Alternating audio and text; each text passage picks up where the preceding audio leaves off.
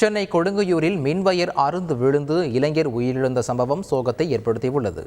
தண்டையார்பேட்டையைச் சேர்ந்த ஆட்டோ ஓட்டுநர் வெங்கடேசன் இவர் தனது ஆட்டோவில் கொடுங்கையூர் சென்றிருந்த நிலையில் திடீரென சூறை காற்றுடன் பெய்த மழையால் மின்வயர் அறுந்து ஆட்டோவின் மீது விழுந்துள்ளது.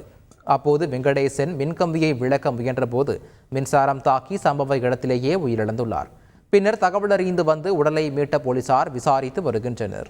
திருச்சி அருகே லோட்மேன் ஒருவரிடம் இருந்து 40 லட்சம் ரூபாய் பணத்தை அடையாளம் தெரியாத நபர்கள் கொள்ளையடித்து சென்றுள்ளனர். காய்கறி லோடு ஏற்றிச் செல்லும் லாரியில் ஓட்டுநராக பணிபுரிந்து வரும் ஆனந்த் என்பவரிடம் கொள்ளையர்கள் கைவரிசை காட்டியுள்ளனர்.